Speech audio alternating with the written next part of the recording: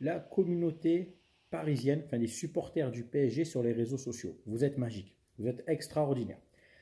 Je vais réagir suite à ma dernière vidéo postée sur TikTok et sur mes autres réseaux où je répondais, tu vois, je donnais mon avis sur les déclarations de Benoît Tremoulinas à l'encontre de Longoria.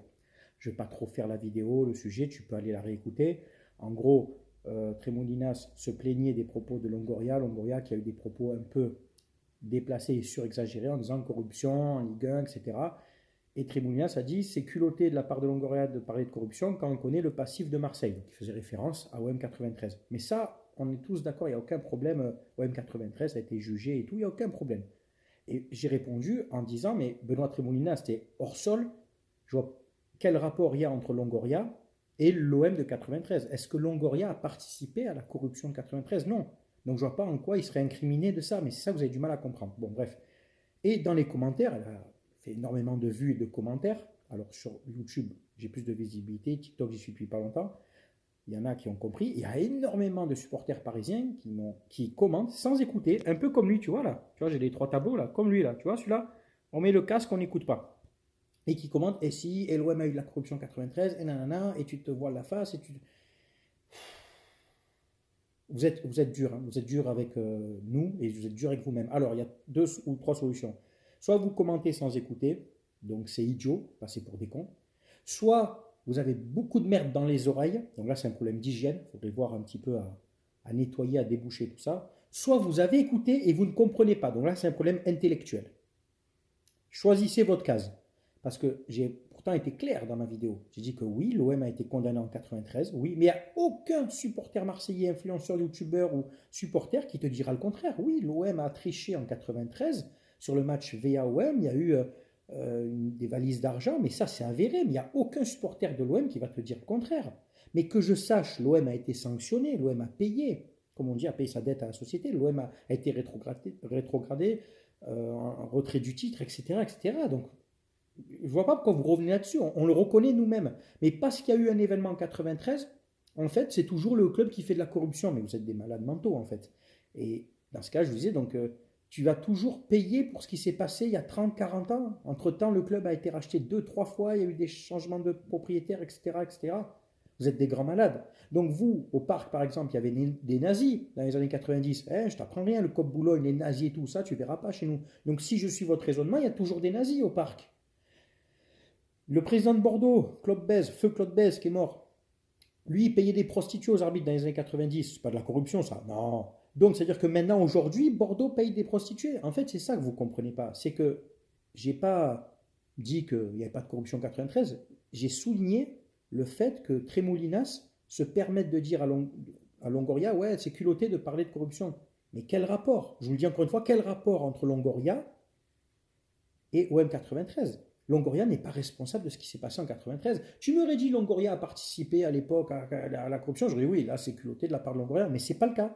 Je ne vois pas pourquoi l'OM ne serait pas victime de certains faits, s'ils sont avérés, parce qu'il y a 30 ans, on a été coupable d'eux. Ça ne marche pas comme ça.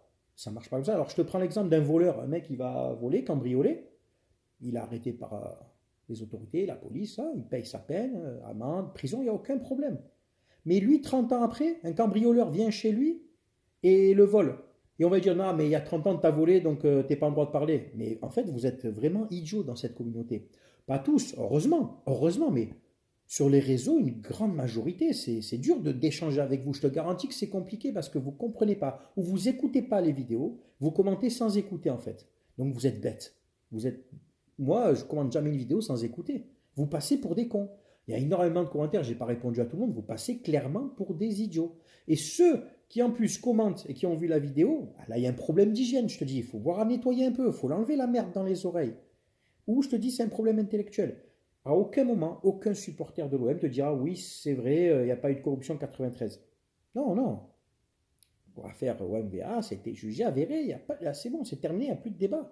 La Juve a triché aussi euh, l'affaire de Serie A là, dans les années 2005-2006, je crois, je ne sais plus. Il y a eu des clubs italiens qui ont triché. Aujourd'hui, ils trichent encore. Non, mais c'est incroyable ça. C'est fou comme raisonnement, en fait, c'est un raisonnement idiot et bête. Je sais pas, remettez-vous en question, essayez de réfléchir un peu. On est dans un débat et là, de suite, vous arrivez en mode sais, en mode on attaque, ouais non, l'OM a triché, l'OM a triché, l'OM a triché. Oh, calme-toi, garçon, bois un thé, écoute la vidéo, fais ton analyse. Vous êtes vraiment idiot, hein, la communauté parisienne sur les réseaux. C'est chaud quand même d'échanger avec vous, hein. Et en plus, tu vois, j'essaye d'expliquer tout, je prends le temps, mais non, certains, ils sont matrixés par leurs influenceurs, youtubeurs et tout, tu sais, les AZ et les Sabri et les David sur TikTok et tout. Que de la merde, que de la merde ces gens-là, je te garantis, je leur dis en face, hein, que de la merde. Et vous suivez ces gens-là qui comprennent en plus ce qu'il y a au ballon, c'est ça qui est chaud. Enfin voilà, bref, je voulais essayer de vous expliquer un peu de manière plus détaillée, comme on l'expliquerait à un gamin de 8 ans peut-être. Donc oui, l'OM a, a triché en 93 dans le championnat avec cette affaire VAOM. Quel rapport avec Longoria maintenant? C'est tout. Et après, tu as les gens qui te disent, ouais, mais comme l'OM a triché contre Valenciennes, ils ont aussi acheté le Milan. Le trois quarts qui te disent ça, 90% des gens qui parlent n'ont jamais vu cette finale. N'ont jamais vu cette finale où à la mi-temps, le Milan peut mener 2-0 facile si c'est pas Barthez qui fait des arrêts miraculeux. Et alors explique-moi, je te pose la question, Parisien. Allez, je te pose la question. Si l'OM a acheté le Milan AC, comme tu dis déjà, bon, prouve-le. Alors pourquoi l'OM se serait fait chier avant à payer deux trois joueurs de Valenciennes pour pas blesser des joueurs de l'OM? Puisque le match de Milan était acheté, selon vous. Si l'OM achète Milan, s'en fout de se blesser des joueurs contre Valenciennes, tu vois ce que je veux dire? Voilà, fin du débat. Fin du débat. Bah, apporte-moi des arguments. Pourquoi acheter Milan si tu sais que tu as des joueurs qui peuvent se blesser contre Valenciennes, t'en as rien à foutre? Eh non, les gars, eh non, réfléchissez un peu. Il y a un problème intellectuel ici du côté de la communauté parisienne, je te garantis. À l'image de leurs supporters, hein, parce que tu sais, c'est des fanboys là, les Qataris sont arrivés, on suit les Qataris, il y a des grands joueurs, il y en a.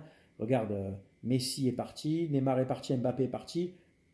30% de la communauté des supporters parisiens dans le monde ont changé de club déjà. Ça te donne un peu une idée de leur communauté. Bref.